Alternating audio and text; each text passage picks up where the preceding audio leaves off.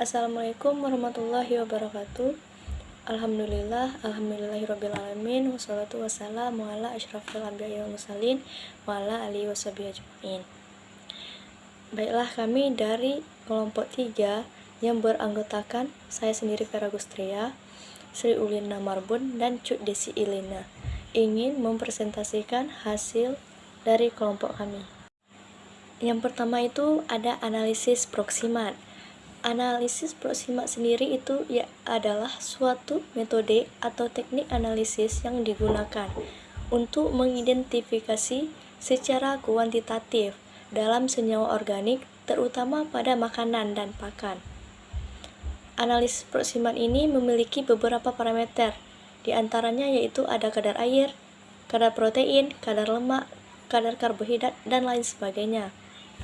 Analisis proksimat memiliki beberapa keunggulan, yakni merupakan metode umum yang digunakan untuk mengetahui komposisi kimia suatu bahan pangan, tidak membutuhkan teknologi yang canggih dalam pengujiannya, menghasilkan hasil secara garis besar.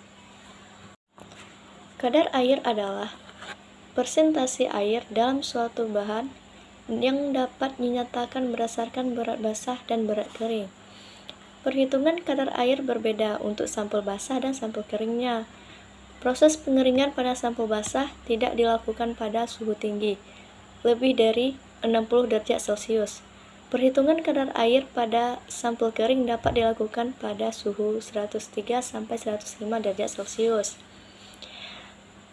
Metode pengeringan melalui oven sangat memuaskan untuk sebagian besar makanan. Akan tetapi, beberapa makanan seperti silase banyak sekali bahan-bahan siri atau bahan yang mudah terbang yang bisa hilang pada saat proses pemanasan, sehingga ketika bahan pakan ini di oven maka airnya yang akan menguap dan tinggallah sisa, yaitu berupa bahan kering. Selanjutnya yaitu ada kadar nitrogen. Kadar nitrogen dalam sampel dapat ditentukan dengan metode Kildah.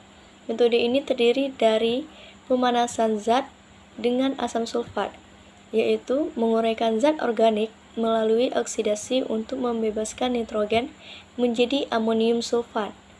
Amonia tersebut selanjutnya dititrasi menggunakan asam untuk mendapatkan konsentrasi nitrogennya.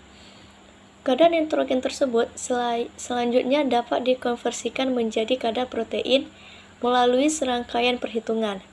Pada langkah ini, kalium sulfat ditambahkan untuk meningkatkan titik didih medium dari 337 derajat Celcius hingga 373 derajat Celcius. Reaksi penguraian sampel dinyatakan saat warna pelarut berubah dari gelap menjadi cerah dan tidak berwarna. Larutan kemudian disuling dengan sejumlah kecil natrium hidroksida yang mengubah garam amonium menjadi amonia. Gas amonia terbentuk dan jumlah nitrogen yang terdapat dalam sampel dapat ditentukan melalui titrasi kembali. Kadar lemak ditentukan dengan cara melarutkan sampel dalam eter. Larutan eter yang mengandung lemak selanjutnya didistilisasi dan dikeringkan menggunakan oven dan desikator, sehingga akan tersisa residu padat berupa lemak yang selanjutnya dapat ditimbang. Menentukan kadar abu di dalam sampel kimia dapat dilakukan dengan memanaskan sampel pada suhu tinggi sampai semua bahan organik teroksidasi. Pemanasan tersebut dilakukan dalam tanur pada suhu 520-550 Celcius selama beberapa jam, sehingga bahan organik yang ada dalam bahan pakan akan terbakar dan sisanya merupakan abu yang dianggap mewakili bagian inorganik makanan. Metode pengukuran kandungan serat adalah dengan menghilangkan semua bahan yang terlarut dalam asam dengan pendidihan dengan semua sulfat. Kadar serat ditentukan dengan melarutkan sampel ke dalam asam kuat dan basa kuat untuk menghilangkan partikel lemak. Hal tersebut dilakukan karena serat tersebut tidak mampu larut dalam asam maupun basah. Zat yang tidak berlarut tersebut kemudian dipanaskan dalam tanur pada suhu 520 sampai 550 Celcius. Massa residu yang hilang setelah pemanasan merupakan massa serat karena berupa senyawa organik yang akan teroksidasi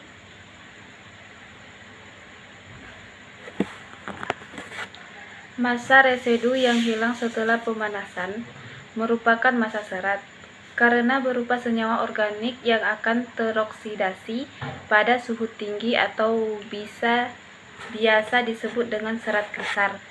Sedangkan zat yang tertinggal adalah abu, berupa mineral yang berupa senyawa anorganik serat.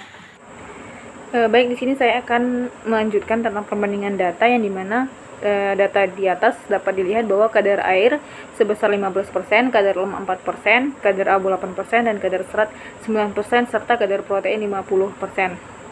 Nah, pada kadar air dalam pakan, ini sangat penting diperhatikan. Mengapa? Karena berpengaruh pada kualitas pakan yang akan nanti dihasilkan. Untuk standar nilai kadar air mutu pakan lele berdasarkan Standar Nasional Indonesia atau SNI, untuk benih pembesaran hingga induk memiliki kadar air sekitar maksimal 12%.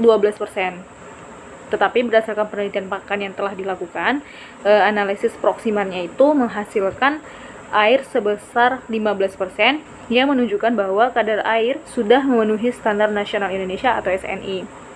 Itu untuk pakan ikan lele. Nah, untuk kualitas lemak yang baik serta yang dapat menunjang dalam pertumbuhan ikan lele, itu terdapat pada asam lemak esensial. Untuk kadar lemak pada hasil penelitian juga telah dilakukan yang memiliki nilai sebesar 4%, sedangkan berdasarkan Standar Nasional Indonesia kadar lemaknya itu minimalnya 5%. Maka kadar lemak pada penelitian ini tidak bagus mutunya karena tidak sesuai dengan Standar Nasional Indonesia. Nah, sedangkan untuk kadar abu tersendiri itu dihasilkan pada penelitian pakan sebesar 8%, yang dimana kadar abu ini masih memiliki kadar abu yang mutu atau kualitasnya baik karena berdasarkan Standar Nasional Indonesia. Untuk mutu abu itu sendiri baik untuk benih maupun untuk indukan maksimalnya itu 13%.